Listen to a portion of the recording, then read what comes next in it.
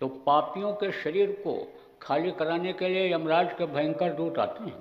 वो बड़ा सा सिर, बड़ी बड़ी आंखें 3, बदबूदार शरीर, देखते ही भय डर लगता है। आप समझो कि भूत क्या दिखेंगे उस तरह के, माने समझो कि भूतों से कई गुना ज़्यादा कुरूपी वो दिखाई पड़ते हैं। भूत जब डरवाना होता है तो वो उस तरह का रूप बना लेते हैं, कई तरह का रूप बना लेते हैं। पहचान क्या भूतों की होती है? उनकी एड़ी आगे होती है, पंजा पीछे होता है। आप ये समझो कि जब गुरु को याद करते हैं गुरुमुख लोग तो भूत उनके सामने नहीं टिकते हैं। उस वक्त के जागृत नाम जो होते हैं, जो सदगुरु जगाए हुए नाम को बताते हैं, उसी को बोलने में भी वो नहीं टिकते हैं, तो रूप बदलते रहते हैं। अब उनको किसी को जब डरवाना होता है तो बहुत कुरूपी रूप बना लेते हैं, भयंकर रूप बना लेते हैं। तो कहा गया भूत का रूप उस तरह का बनाएंगे जैसा उनका रूप और चेहरा होता है। किसका? यमराज के दूतों का। यमराज को हुक्म होता है कि जाओ आप इसको खाली कराओ, तो खुद तो वो नहीं आते हैं, हुक्म देने वाले भी यहाँ नहीं आते हैं। शक्तियाँ आती हैं नीचे की, जिनकी वहाँ तक पहुँच होती है, उनमें भी उसी तरह की ताकत वो भर देते हैं, उनको उसी तरह का पावर दे देते हैं, तो वो शक्तियाँ आती हैं। जैसे ऊपर लोगों की शक्तियाँ यहाँ धरती पर आती हैं, वो अन्य देश के मालिक कुल मालिक कभी भी नहीं आते, वो संतों को भेजते हैं, सत्पुरुष संतों को भेजते हैं, यानी समझो कि खुद नहीं आते। ऐसे ही यमराज खुद नहीं आते हैं, अपने दूतों को भेजते हैं। लेकिन जो काम यमराज करते हैं सज़ा देने का, वही काम वो भी आधा आते हैं तो सज़ा दे करके निकालते हैं। क्योंकि मोह हो जाता है, मोह सकल व्याधिन कर मूला। मोह बड़ी खराब चीज़ होती है। आप ये समझो मोह किससे हो जाता है? अपने इस शरीर से हो जाता है, अपने इस घर से हो जाता है, अपने परिवार वालों से हो जाता है। तो इनको जीव ये छोड़ना नहीं चाहता है, मन इनको छुड़वाना नहीं चाहता है, शरीर को छोड़ना नहीं चाहता। लेकिन जब समय पूरा हो जाता है तो रहने देते नहीं हैं, तो मार मार करके झुलसा झुलसा करके मशाल लेकर के आते हैं, हथौड़ी लेकर के आते हैं, उससे जीवात्मा को मारते हैं, कूटते हैं, और फिर उसके बाद में इसको ले जाते हैं। तो शरीर तो यहीं गिर जाता है।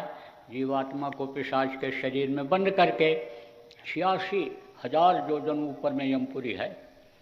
रास्ते बड़े खराब हैं, उन रास्तों में बड़ी तकलीफ होती है, बड़ी तेज़ी से ले जाते हैं। आप ये समझो कि जैसे आपकी साइकिल चलती है, उससे तेज़ मोटरसाइकिल चलती है, उससे तेज़ कार चलती है, और हवाई जहाज़ बहुत तेज़ चलता है। लेकिन यह हवाई जहाज़ और रॉकेट ये जो तेज़ी से चलते हैं, ये क्या चलेंगे, इतनी तेज़ी से ले जाते हैं। एहसास भी करा देते हैं कभी कभी, कभी तो नहीं मालूम पड़ता है कि जैसे लिफ्ट पर आप 100 मंजिल चढ़ते हो। आप ये समझो दुबई में, अमेरिका में, तो आप ये समझो कि सैकड़ों मंजिल के मकान हैं, उसमें लिफ्ट चलती है। तो लिफ्ट चलती है तो कभी कभी पता नहीं चलता है, और कभी कभी हल्का झटका लेती है तो पता चल जाता है।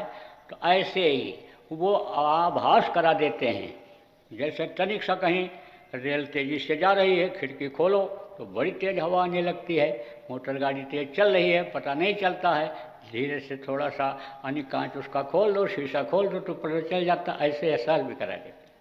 लेकिन जीव उतना घबराया हुआ रहता है उनको देख करके कि वो तो ऐसे ही पसीना छूटता रहता है उसका, और ये मालूम हो जाता है कि भाई इस तरह से हमको समझो कि दया से, बेरहमी से हमको ये ले जा रहे हैं, तो सज़ा ज़रूर मिलेगी। जैसे कोई अपराधी होता है तो उसको मालूम रहता है जब पकड़ा जाता है कि अब डंडे पड़ेंगे, हवालात में जेल में बंद होना पड़ेगा, तो समझ लो यही सोचता रहता है कि चलो ये तो छोड़ने वाले नहीं हैं, क्योंकि इनसे बहुत प्रार्थना करता है छोड़ दीजिए, तो ये छोड़ने वाले नहीं हैं, तो चलो इनके अधिकारी से ही बात करेंगे। तो जब यमराज के सामने पेश होता है जीव, तब प्रार्थना करता है और रोता है, चिल्लाता है, माफ़ कर दीजिए, कृपा कर दीजिए, दया कर दीजिए, अब गलती नहीं करूँगा।